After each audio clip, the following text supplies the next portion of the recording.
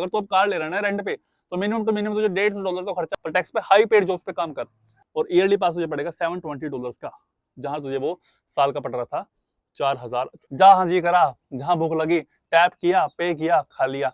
Salary को धीरे धीरे इंक्रीज कर ले और एक्सपेंस को धीरे धीरे कम करता रहे। तो भाई मैंने खुद एक टाइम में 10 रोटी खाई हुई है। कम ऑन गाइस, अपने फालतू के क्लब अवॉइड कर दो। हाँ जी दोस्तों, वेलकम बैक फिर से एक बार द अनएक्सप्लोर्ड ऑस्ट्रेलिया सीरीज की एक और नई शानदार वीडियो में, जहां मैं बात करने वाला हूं सबसे इंपॉर्टेंट टॉपिक के बारे में, जो कि है how to save money in Australia. कमा तो हर कोई लेगा, बचाना सबसे ज्यादा इंपॉर्टेंट है। आज फिर हमने राहुल को पकड़ लिया। राहुल से पूछा, भाई तू कमा तो रहा है, तू बचा कैसे रहा है? उसे कहा, भाई जितना मैं कमा रहा हूँ सारे खर्चे में निकल जाता है, मैं बचाऊं क्या खाक? और उसने ना उस दिन मेरी बात नहीं मानी और आज धक्के खा रहा है साला। मैंने पहले ही कहा था उसे, भाई अगर पैसा सेव करना है ना तो मेरी नेक्स्ट वीडियो का इंतजार करियो। और आप लोगों से ऐसी इन्फॉर्मेटिव वीडियो दोबारा मिस ना हो जाए ना, इसलिए अभी सब्सक्राइब बटन दबा के बेल नोटिफिकेशन ऑन कर लो, जिससे आप ये वीडियो बाद में भी देख सको। अब मेरी बात ध्यान से सुनियो राहुल, अगर तो ऑस्ट्रेलिया के अंदर आ रहा है, सबसे पहला काम कर अपना बैंक अकाउंट खुलवा ले, क्योंकि यहाँ पर सबसे बेकार सिस्टम है टैप एंड पे का। एप्पल ने पता नहीं कौन सा गंदा फीचर है वो टैप एंड पे का। वहां पर अपना कार्ड स्टोर हो जाएगा, जहां जी करा, जहां भूख लगी टैप किया, पे किया, खा लिया। भाई सबसे बेकार सिस्टम है, सबसे ज्यादा पैसा हमारा यहीं पर वेस्ट होता है। मैंने ये चीज बहुत लेट सीखी है, मैं तुझे बता रहा हूँ, तू आते समझ जाएगा। अपना टैप एंड पे वाला सिस्टम या तो चलाइयो ही मत, या अपने पास एंड्रॉइड रख, या फिर अगर तेरे पास एप्पल का फोन है टैप एंड पे भी उसमें है। मुझे पता है इमरजेंसी में काम आ जाता है, इसलिए टैप एंड पे को रख। बट एक काम और कर ले, अपना बैंक अकाउंट में जा, उनको बोल भाई मेरा सेविंग अकाउंट भी खोल दो साथ में। यहाँ पर जब आप कॉम बैंक के अंदर जाओगे ना, तो आपको दो बैंक मिलेंगे। एक है स्मार्ट एक्सेस, जहां पर आपकी सारी पे आती है और आप वहीं से खर्चा करते हो। एक है आपका नेट बैंक सेवर, जहां पर आपको पैसे गिरने पड़ते हैं, यानी कि स्मार्ट एक्सेस से निकाल के नेट बैंक सेवर में गिरने पड़ते हैं। फिजिकली नहीं कुछ नहीं करना, ऑनलाइन होगा सब कुछ, बट थोड़ा सा स्मार्ट खेलना पड़ेगा, क्योंकि जो अकाउंट होता है ना नेट बैंक सेविंग वाला, वहां से ना कोई पैसे काट सकता है, न वहां से ना पैसे खर्च होंगे, और टैप एंड पे में भी वहां से पैसे यूज नहीं होंगे। आपका खाता माइनस में जरूर हो जाएगा, पर वहां से ₹1 भी नहीं लेगा।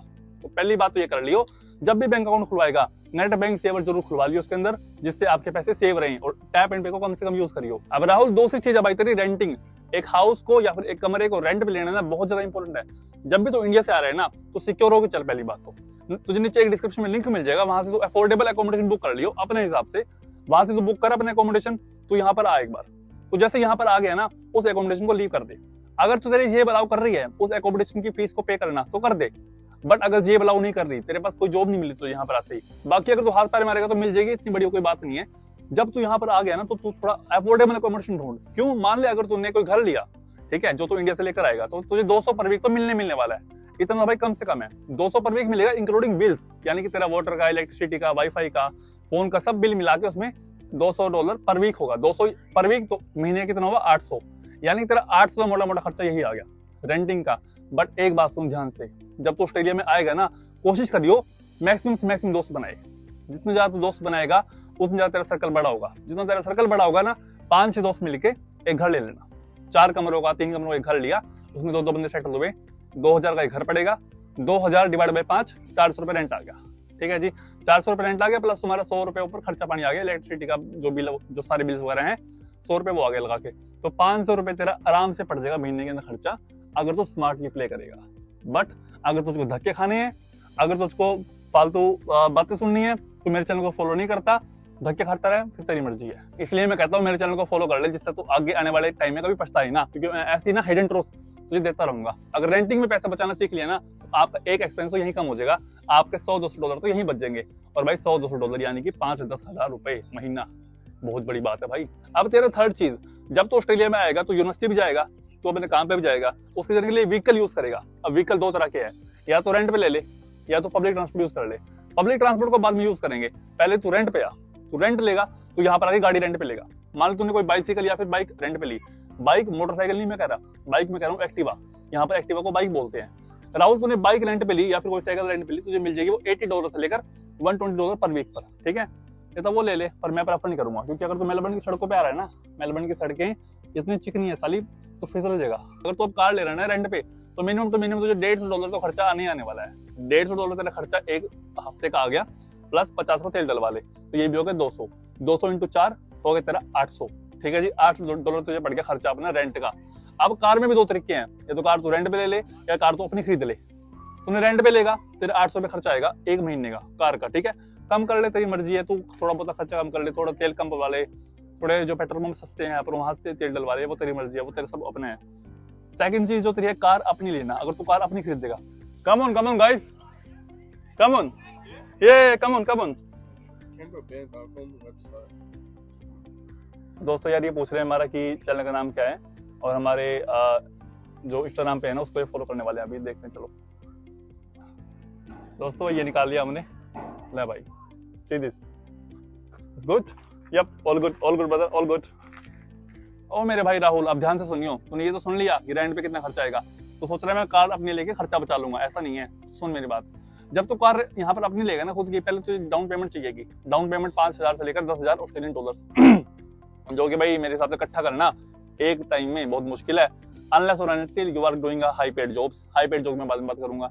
दूसरी चीज है, जब भी तू गड्डी ले लेगा तो गड्डी लेने के बाद उसको रजिस्टर करवाना होगा, वो एक बार का खर्चा आएगा, ठीक है।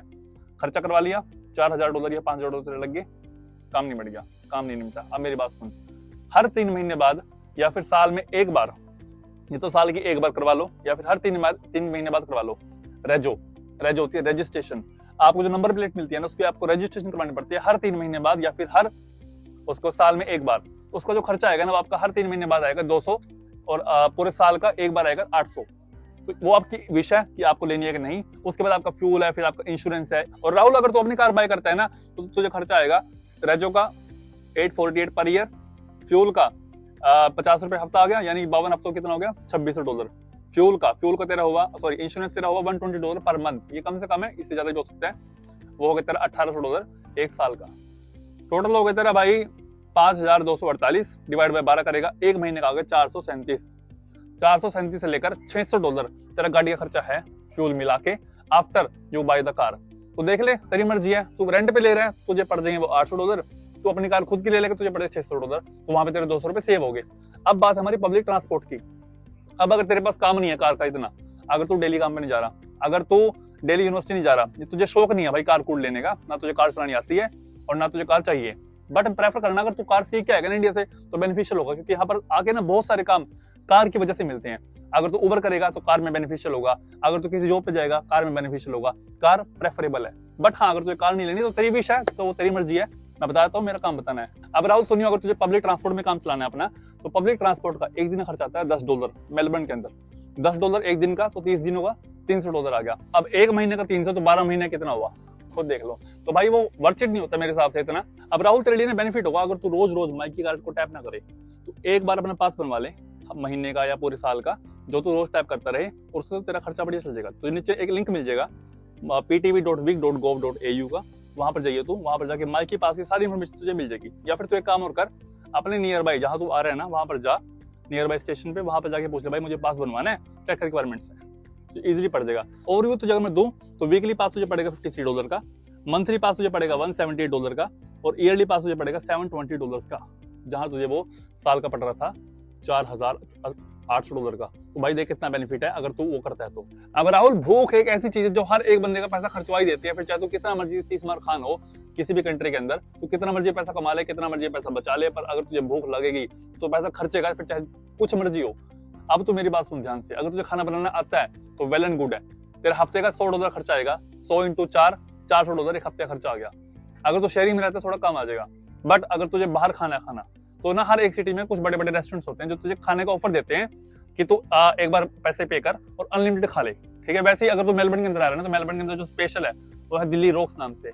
दिल्ली रोक्स में क्या है, तू पैसे पे कर $15 तुझे 3 सब्जी मिलेंगी, 3 सब्जियों के बाद तू अनलिमिटेड रोटी खा सकता है। भाई मैं जब जाता हूँ ना तो मैं दिन में एक बार वहां जाऊंगा, कभी कभी जब मेरे घर रोटी नहीं बनती तो मैं दिन में एक बार वहां गया, एक टाइम बैठा, $15 पे किए, तो भाई मैंने खुद एक टाइम में 10 रोटी खाई हुई है। उसके बाद पूरे दिन भूख नहीं लगती, ऐश ही ऐश है। तो तू भी एक काम कर, $15 पे कर और वहां जाके खाना खा ले, एक टाइम में 10 रोटी खा ले, बेशक तुझे भूख नहीं लगेगी पूरे दिन, ये मेरा प्रॉमिस है। उसके बाद अगर तुझे भूख लगती है, तूने हंग्री जैक्स खाना है, तूने मैकडी खानी है, तूने सबवे खाना है, फिर तू एक काम कर, तू उबर का पास ले ले। उबर का पास होता है उबर वन नाम से, वहां तुझे क्या फायदा होगा, जो तेरे डिलीवरी चार्जेस होंगे ना वो बच जाएंगे। उबर तुझे फ्री में खाना डिलीवर कर देगा। उससे करके ना मैंने 6 महीने के अंदर, लास्ट 6 मंथ के अंदर मैंने $120 बचाए हुए हैं। तो तू देख सकता है भाई कितना फ्रीक्वेंट अगर मैं खाना मंगवाता हूँ तो वहां से मेरे कितना पैसे बच रहे हैं। हर एक डिलीवरी के ऊपर मेरे $10, $9, $8 बच जाते हैं आराम से।